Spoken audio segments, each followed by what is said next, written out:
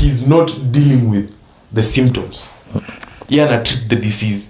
The disease is he's supposed to be creating content. You know, yeah. We don't need him to explain anything. We just need him to create content. So, and you ndio ana deal na. What these ladies are dealing with, they are dealing with the symptoms. Au wanataka kuzima rumors. Wanataka clear the air.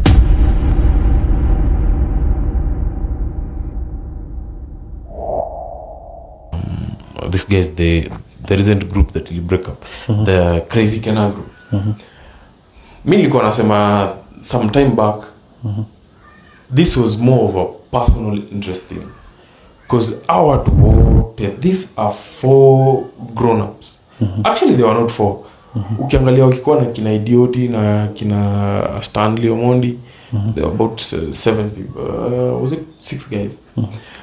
So each of them knew that was the path they were taking here to create content. But they eventually got to a point where they were feeling like there is an extra mile they can personally get to, but as a group, it's holding them from getting there. So ndokona au majama kwanza wakatoka and they left on a very good note, and which I really appreciate the guys leaving. They left and there was no conspiracies, just story kubwa sijui nini.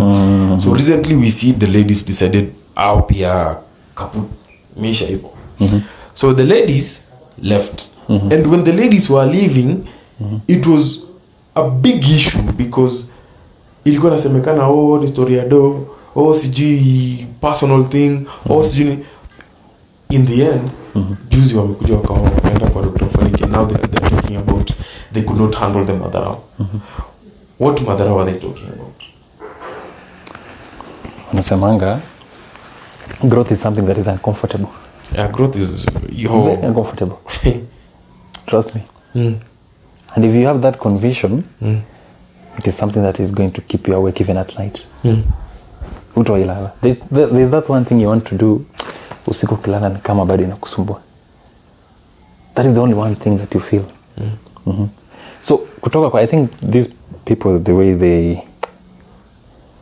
they perceived it, from my own perspective, these are the guys who are saying like this group, the only person mwenye akona the face of the group is Kenar.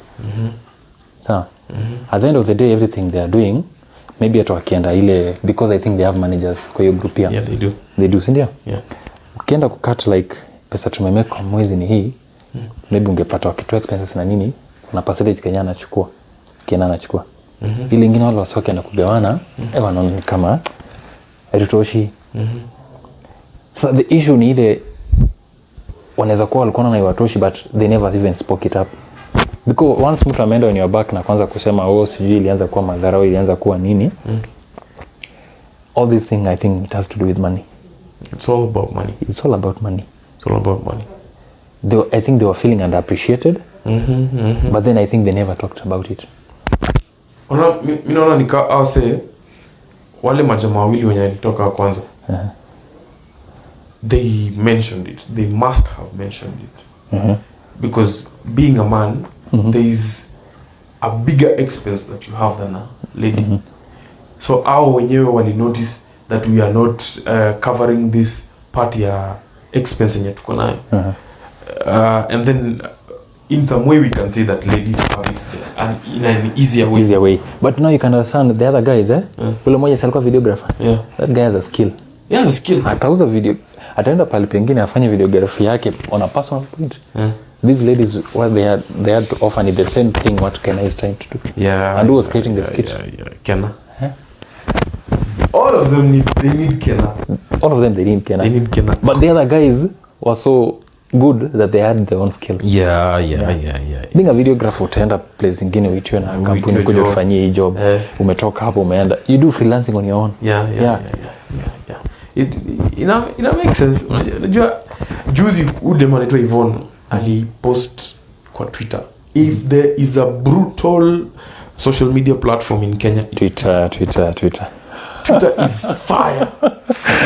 Do you know why most people watching the current generation why they're not excelling on Twitter? Because on Twitter you don't get the random likes you get on Instagram. No. You just don't post us and then you get 100,000 likes. You don't There's get no validation. hakuna validation.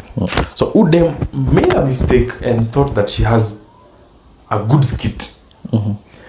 And akaipost kwa Twitter expecting to get a good response because this was her first skit ever since atokana na Kena.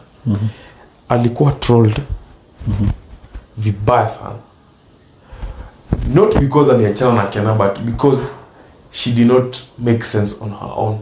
Like skit yake haiko ina make sense. You don't get what message she's trying to imply.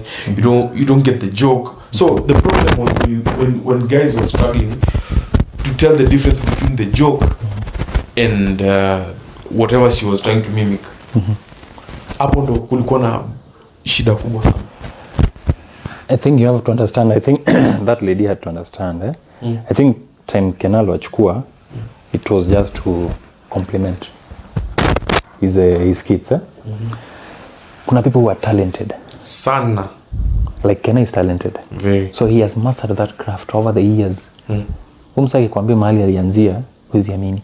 Ile skits hata mwenyewe alikuwa anataona kama hata hiwezi meka. Because the group came about in 2017. Yeah. But that guy had been doing it ever since. Na kuna zile zilikuwaga normal. You remember when he was doing skits za Arsenal? At the Arsenal parade, sijui nini? Yeah. Those things were crazy. Hizo vitu zilikuwa poa sana. Na alikuwa anafanya personal mwenyewe. Personal mwenyewe. Jamaa, he has the skill.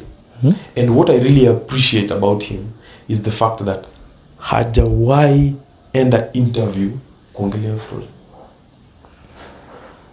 Alikuwa na akili. Yoni akili. He's not dealing with the symptoms. He ana treat the disease. The disease is he's supposed to be creating content. You know, yeah. We don't need him to explain anything. We just need him to create content. So, and hiyo ndio anadeal nayo. What these ladies are dealing with, they are dealing with the symptoms. Au wanataka kuzima rumors, wanataka ku clear the air. Kena doesn't need to clear any air. What Kena needs is to make even more content. And I swear, before this year ends, I'm sure the mmoja hapo atarudi kwa Kena. Lazima. Ndio uliona ile last week part 1 ama ile wiki nyingine. When Abel alifanya that nini na Aline Ngugi. Yes. Akisema when wakati utakuwa tu mgonjwa and that particular thing you have been doing for people and you cannot do it anymore, you become irrelevant. Very irrelevant.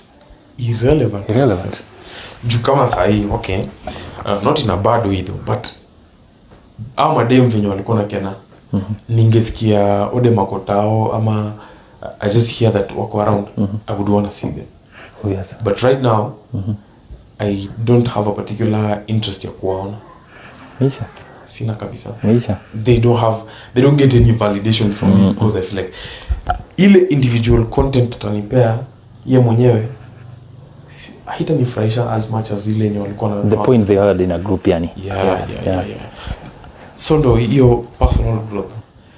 And you can see ever since that time they broke up, Kena has been doing so good. He's been doing good, man. He's been doing good and I find his and the creativity is so funny. Kama kuna ile niliona juzi ya nini at the home of a public servant. Unaingia hivi maandikwa corruption free zone. Anaingia ndani hivi akona drum ya county. Iko na kikombe ya KBC. Alafu kitu hili ni mada kabisa ati ngoza ya NHIF. The skits that guy does resonates with the Kenyan as a person. And he never says a word. Hawezi sikia akiongea. Atakuwa kama ule mse, ule Kabile. Kuna mtu anajua sauti. Kuna mtu kuna. Lakini jamani big fish sahi. Jamani big fish. He has mastered his craft. Mastered the craft. Kena master craft. So kitu demo wanadu ni they're trying to find a way that wanaweza grow besides being with Kena.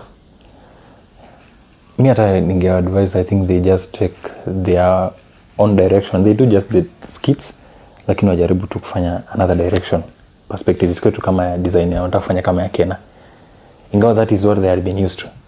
That is what they have been used to. Yeah. Kwa sababu niliona juzi ya Bushra was being a waiter. So the same concept that they used to have is the same concept she has carried in her own skits. So your programming yao ya kufanya skit ni moja tu. And that is what hata wanatumia mpaka sahi. And for them to get beyond that point ya growth is venye umesema growth is very uncomfortable.